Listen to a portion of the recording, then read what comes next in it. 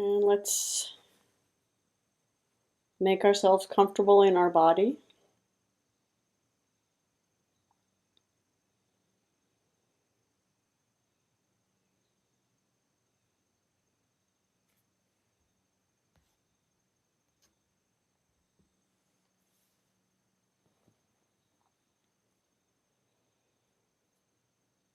And there's nothing in particular we need to do or be. We're already just here, breathing.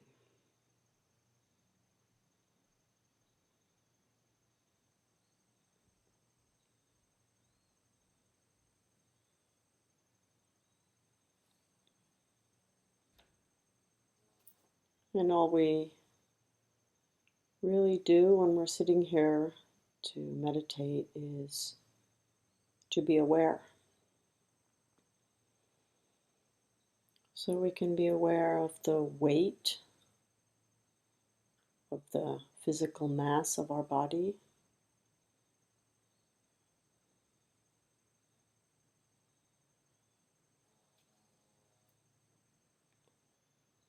We can feel the places where we're being supported and held up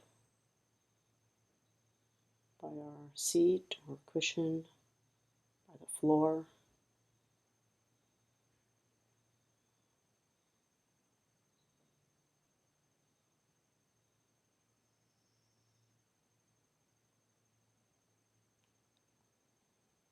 We can feel the perfectly gentle holding that we're receiving from the earth that's holding us up.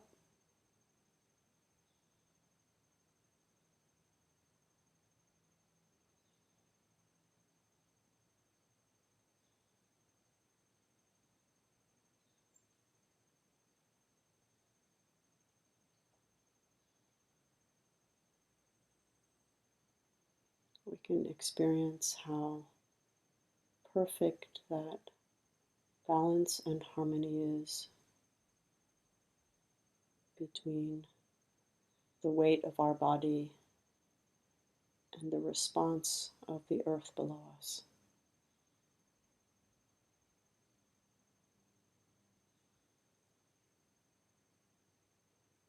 Keeping us close.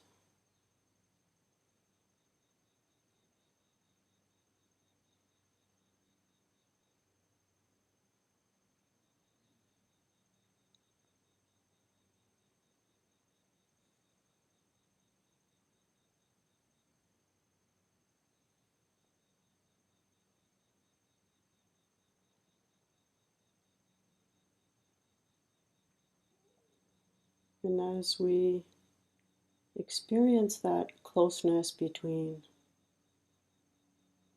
the mass and the material of our bodies and the earth,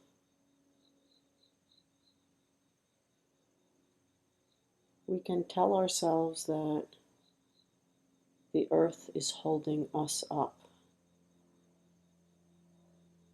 as if we were two things.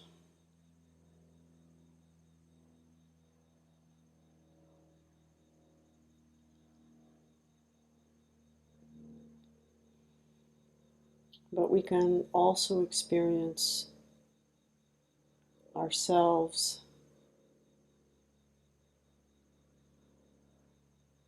as this physical body, as something completely inseparable from the earth that's holding us up.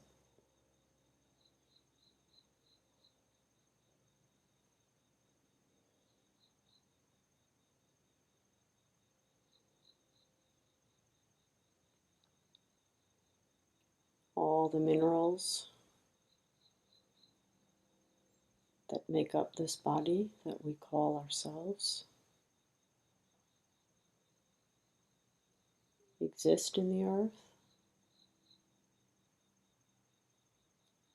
came from the earth,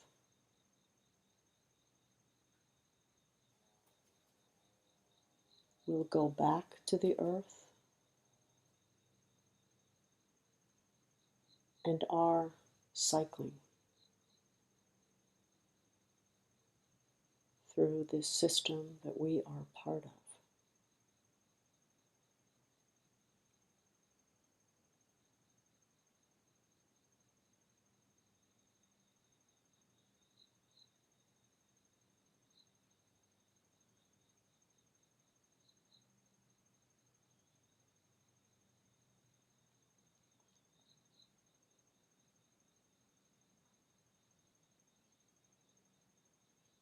And so when we look at our body,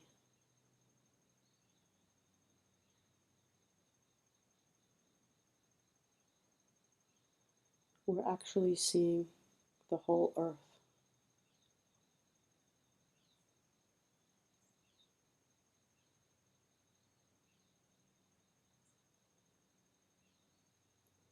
In one phase of its cycling.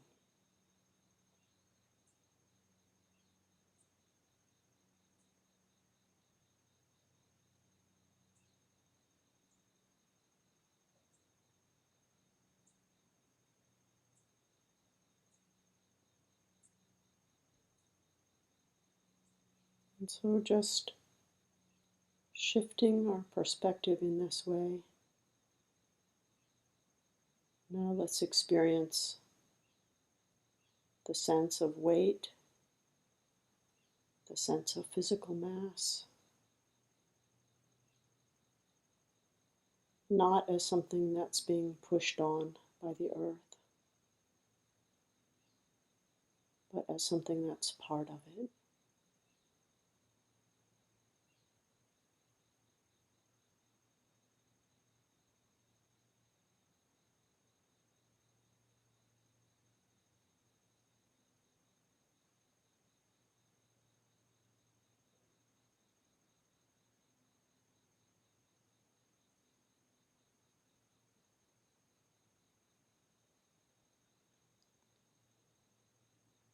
Just see if something shifts inside us.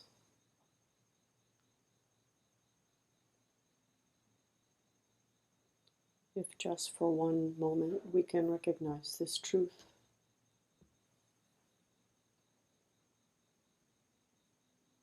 that the earth is our body.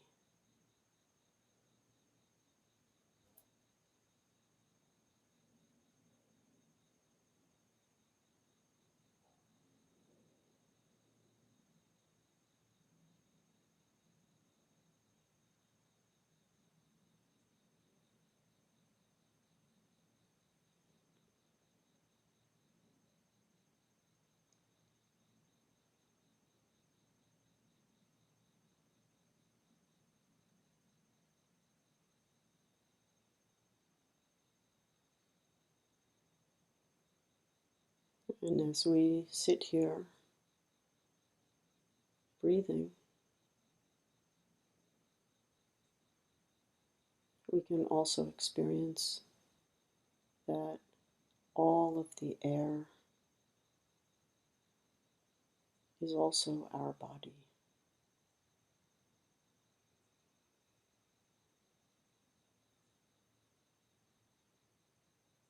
Being alive means being in a constant exchange between the air that's in our lungs and the air that's outside our lungs. The oxygen that runs through our blood.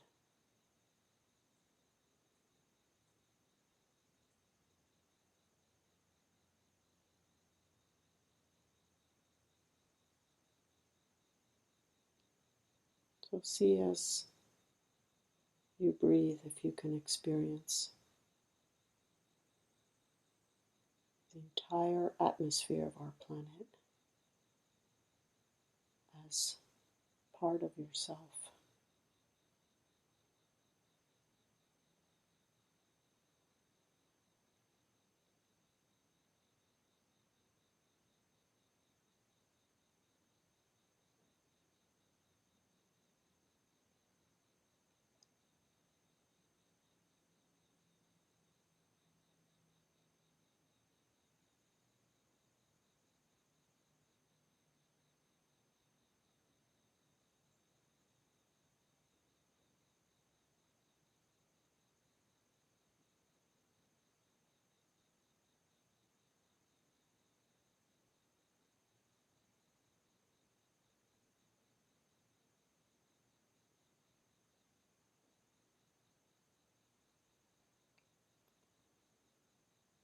And if it's part of yourself, it's also part of the self of every being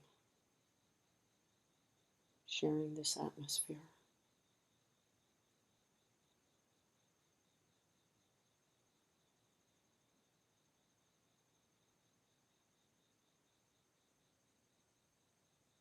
We are all part of one ecosystem,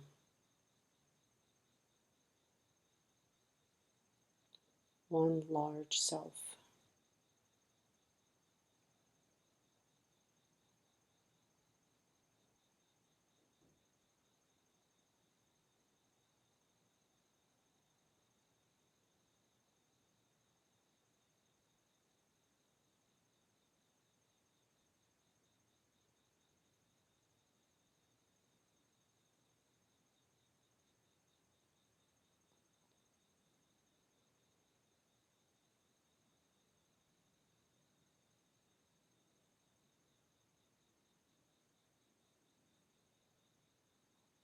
And as we connect with our body,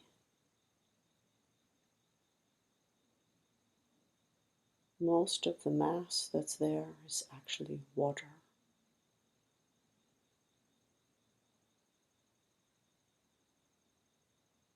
Water that's constantly cycling in and out through our pores, through our breath, the water we drink.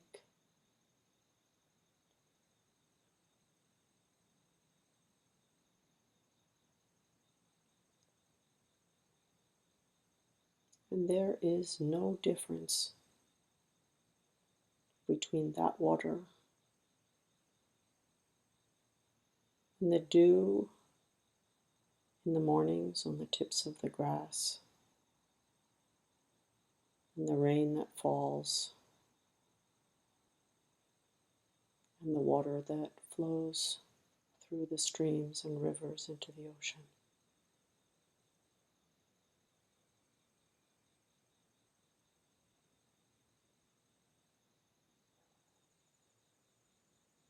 So moving the awareness to the oceans and all the water.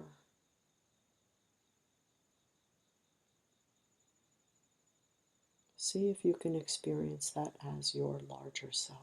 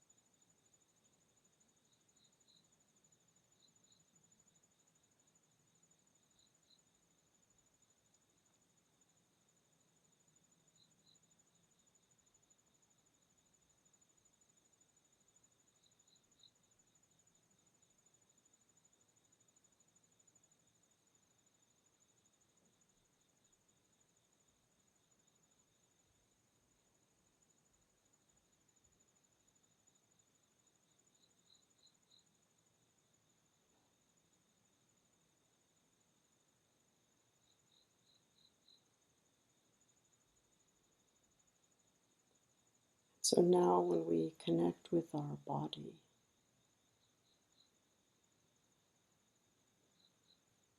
we could also be connecting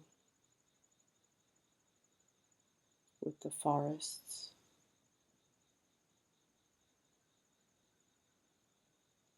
with the deserts, with the grasslands,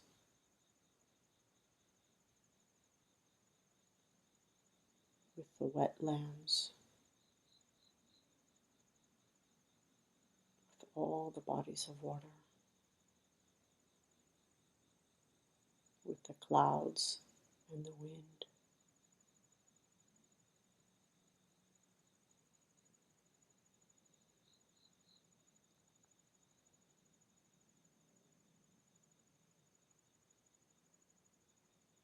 And maybe just take one moment to feel how beautiful that larger self is.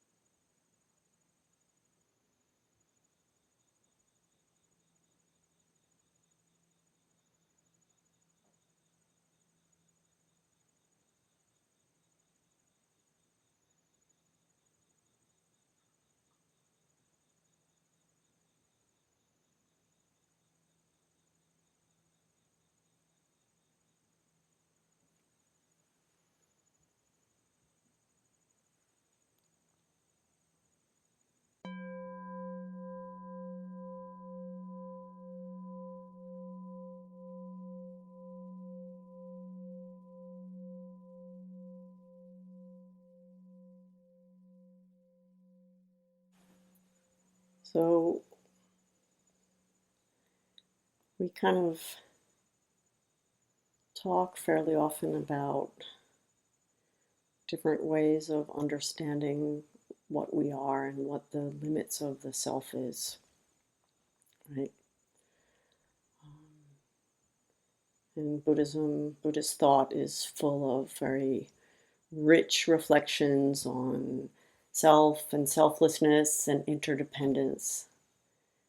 And we have this constant sort of task of bringing it down into experience, to recognizing that our ordinary way of experiencing ourselves and our relationship to the world actually doesn't really reflect what we can understand when we think about it, of interdependence and our deep interconnectedness. So I thought just try out some different ways of experiencing the limits of ourself differently. And you know, sometimes I feel like these, every single Buddhist talk in some way or other is about the relationship of self and other, self to other, how we understand ourselves in relationship to others. And I was just recollecting the other day, do you remember when we used to, in literature classes, we used to be told, oh, now I'm really dating myself, we used to be told that all literature was about man against nature, man against man, and man against himself. Do you remember that? I'm sure those of you who teach literature don't go anywhere near that. You've got something much more sophisticated to put out there. But, we were taught that. Yeah, some people were not taught that. Okay, I was taught that. As these ways of basically cataloging all of literary production is about that relationship. And, another way to put that is self and what the self is taking as its definitive other.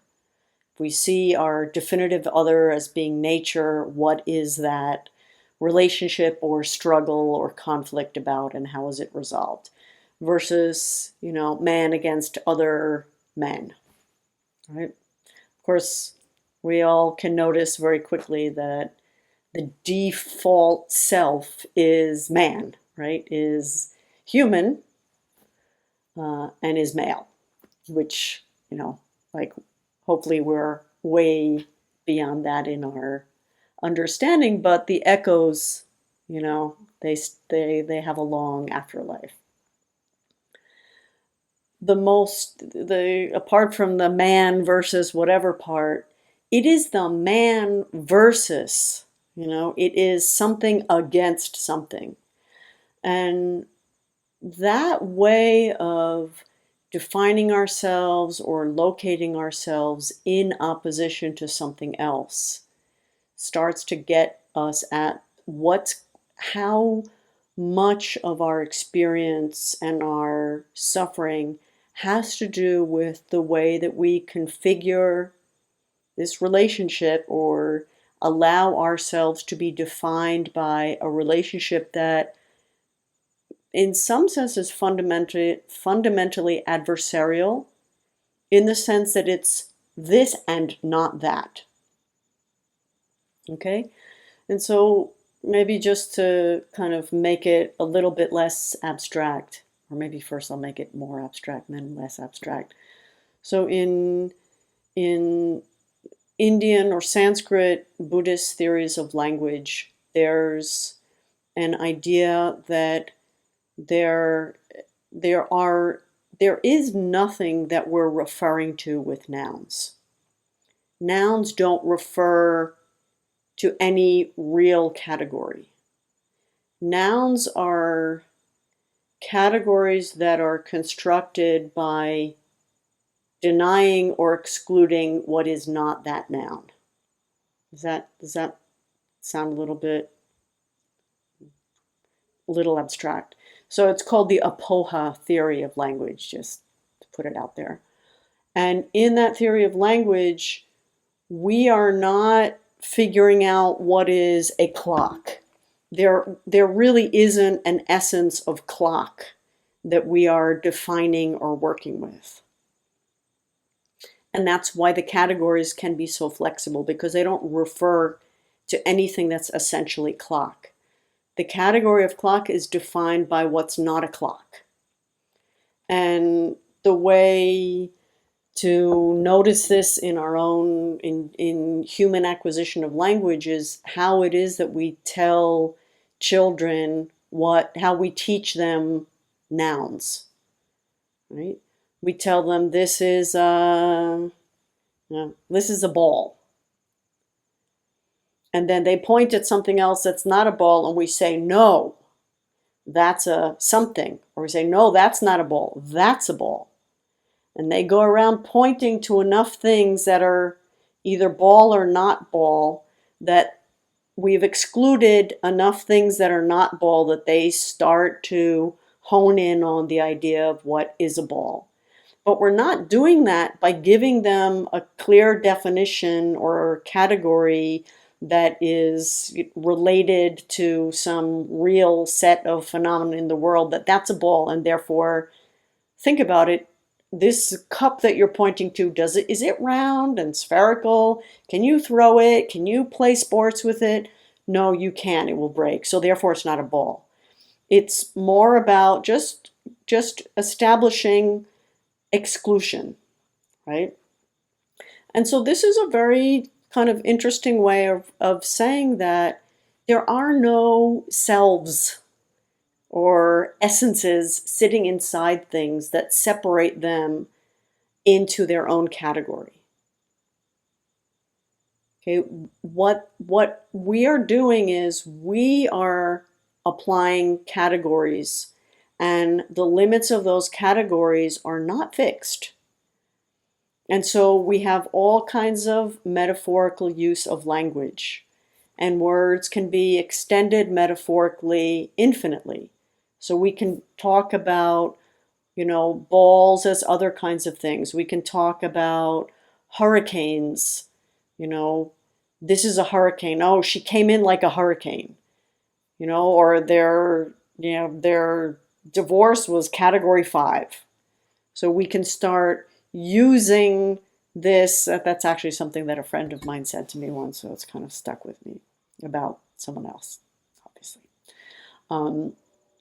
So we are creating these categories that do not have inherent boundaries. We have created those boundaries by excluding other things that we are saying don't fit there. But because it's not warranted or grounded in any actual limits of categories, those categories can be expanded. Okay, is this making a certain amount of sense so far? So then when it comes down to the self that we understand ourselves to be, that's where it can get interesting. What is our self? We think our self is, everything up to the skin. Everything inside the skin, that's me, and everything outside the skin, that's not me. But then we have these experiences and these contexts where our sense of self does expand, right? Our sense of self, the first place that we tend to see that is with family. And we can think about when when an infant emerges, does that infant sense of self include or exclude the mother? Because it has been until that point part of an organism that is part of the mother. At what point, it's not, the child is not noticing someone cutting the umbilical cord and saying, oh, now I'm independent. When in the process of developing a sense of self do we start saying that's not me? And this Buddhist theory of language suggests that in order for us to develop a sense of ourselves as separate, that requires intervention. It requires a process. It is not necessarily natural. Language is part of that process of differentiating, of saying, this is you, this is not you, right? And it requires, it is something that is done to us. We are made to experience ourselves as something separate. And we can have a long set of reflections on why evolutionarily that was a good strategy for human beings to develop, to start differentiating themselves in that way. And that's part of the impetus that is carrying us forward in that way of experiencing ourselves. But in the Buddhist view, that is not the only way to see ourselves, and it's not necessarily it is not the most valid, because it's only validated by the categories that we're applying, and those categories are produced by us, and therefore they could be different. And so we see our sense of selves, especially who have children, are your children really outside yourself? In your way of, especially when they're small and they're completely under your care? To what degree is yourself really something that stops at the edge of your skin? And in different relationships that we have in life, not just as parents, but also in very close relationships, that sense of having a larger self can be mobilized. That's kind of the nice version of expanding our sense of ourself. There's also, we don't need to do a lot of political science studies to know that there is a sense of larger self that can get evoked just by making reference to some enemy, right? The unifying force of having an other that is the other that defines who we are, right? So we are not whatever. We are ourselves. And so, that can expand to, that can be a political party, that can be a community, it can be a religion. And that expanding sense of ourself can get mobilized very easily by making a very clear and emphatic pointing to what we are not. That is not us, right? And so making someone else your other. And then this is where it gets kind of like tricky. That other then is defining who you are, right? Just as we can define ourselves as infants as not our mother for a long period of time, and we can define ourselves as not whatever nationality or gender or community we are not. defining ourselves as not that is a way of defining ourselves, right? And it is, in some sense, the only way we have to define ourselves, because there isn't a natural boundary to who we are. There's no reason why the skin should be a natural boundary. Our skin is completely porous. If it weren't porous, we would die.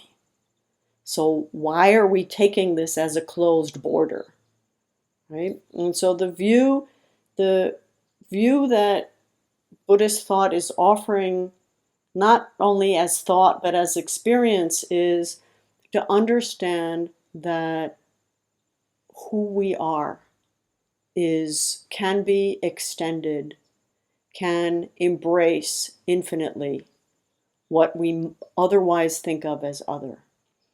And when we think about the teachings on interdependence, we really, at a certain point, we are very hard put to point to something that's only me, and there's no other here. Where is that you? Or where is that me that no one else is involved in? That's really just me, right? Physically,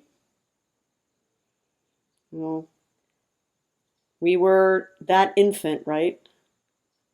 All the meals, all the minerals, all the proteins, all the enzymes that we incorporated into ourselves by breathing and eating and drinking were processed into this much larger mass. We didn't start out with all this mass.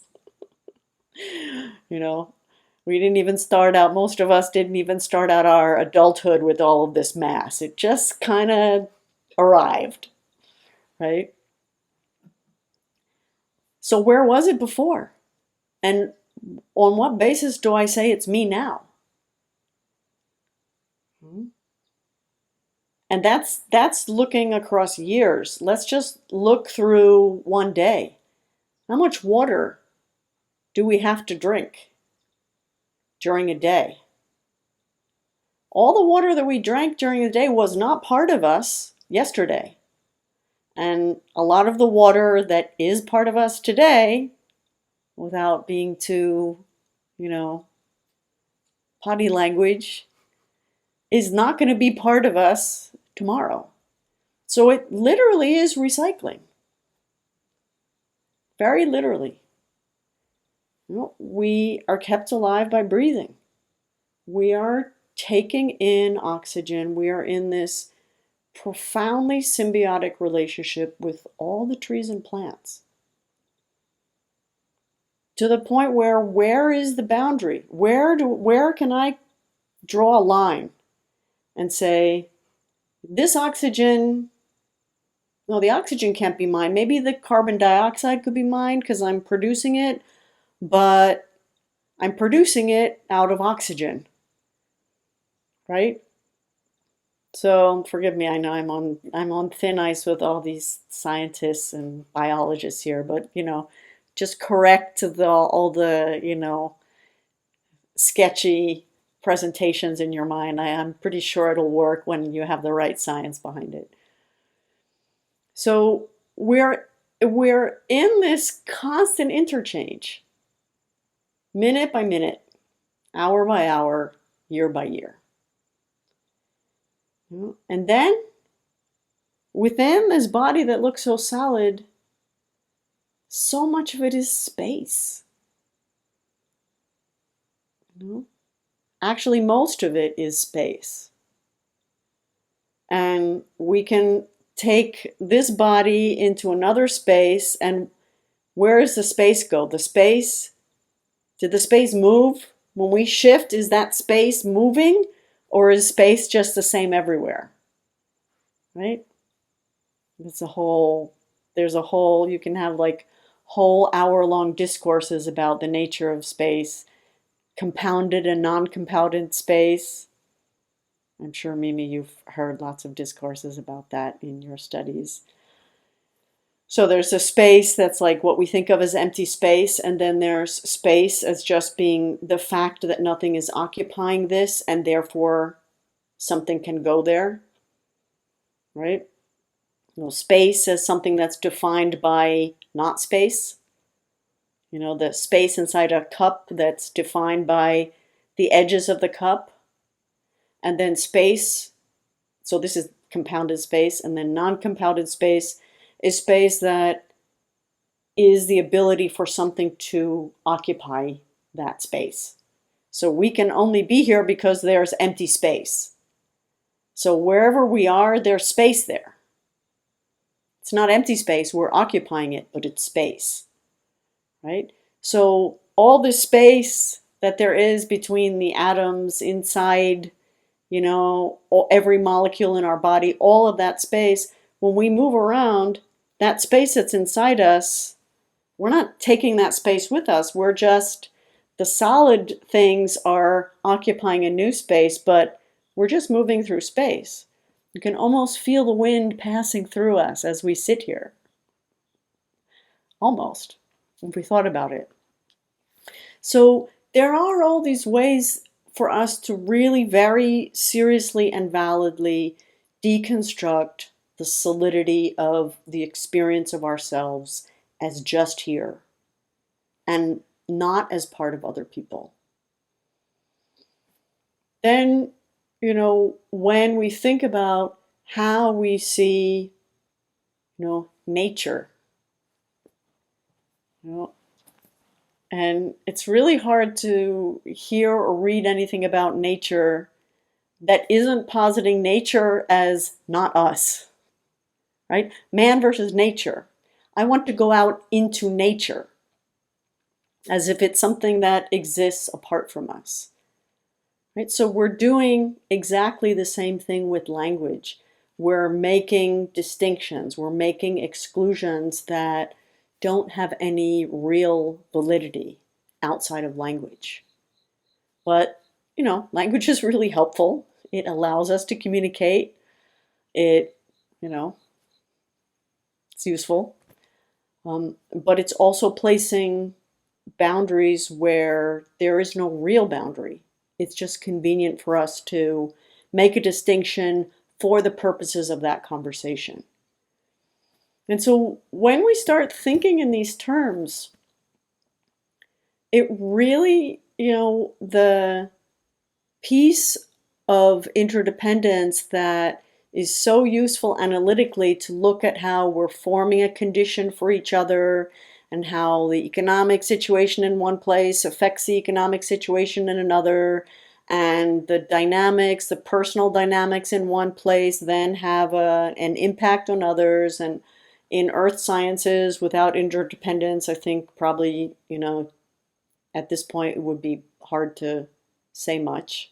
Even if you're not using the term interdependence, you're looking at how, one phenomenon is a condition for other phenomenon. That's kind of, that's like what your job is, right? Pretty much.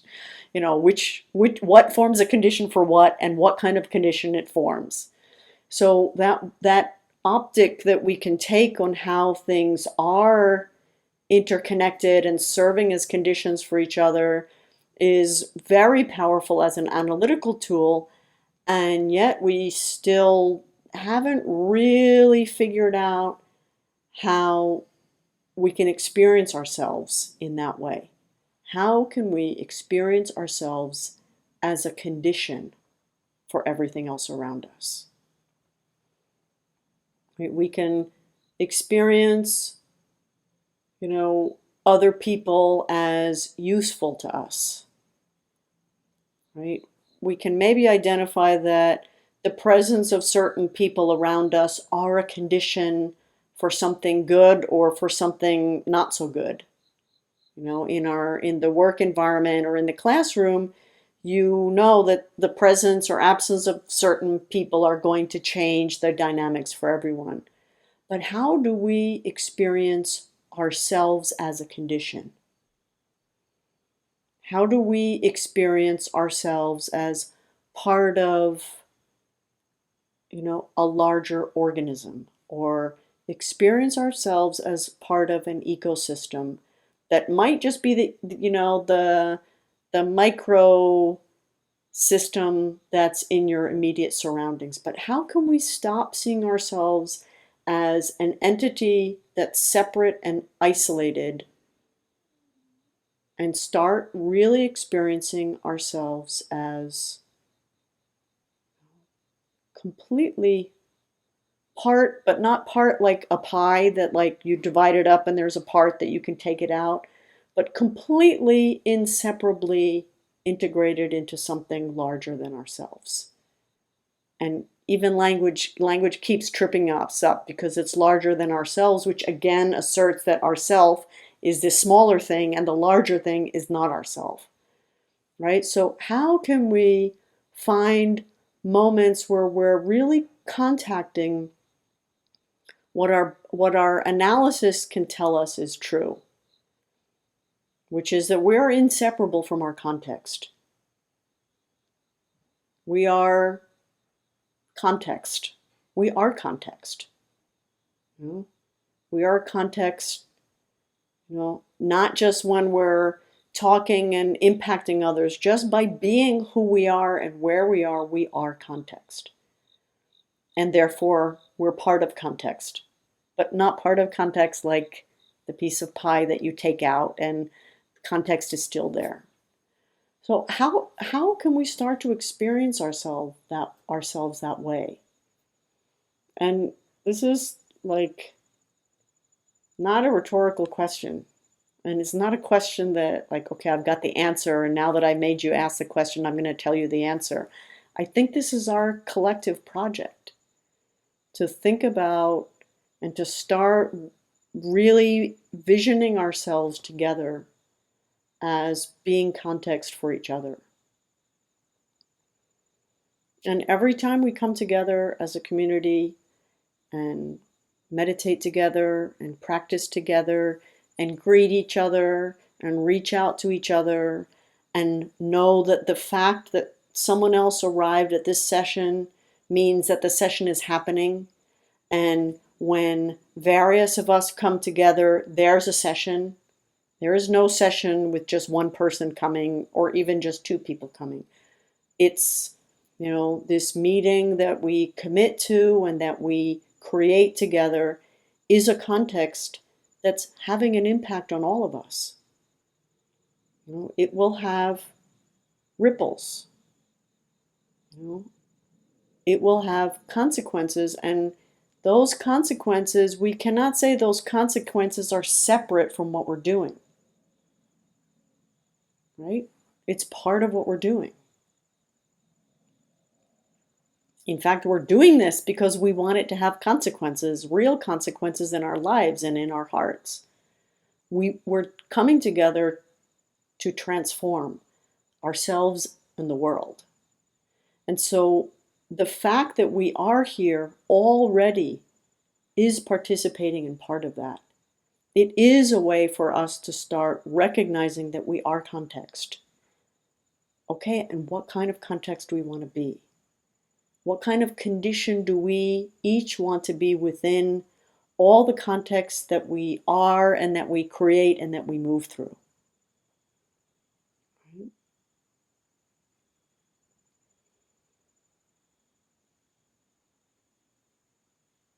And I really just I really want to put that question out there.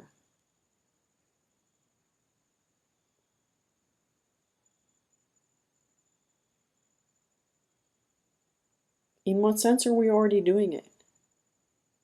And how can we how can we carry that forward? How can we sustain that perspective that opens up for us in certain moments when we're together or when we're practicing or when we're reading something that's bringing this perspective? How can we live it? How can we walk in the woods and know that those trees are our brothers and sisters? How can we watch the water in a stream move past and know that that's our heart talking to us? How can we do that? How can we walk among children or adults and know that they're all ourselves?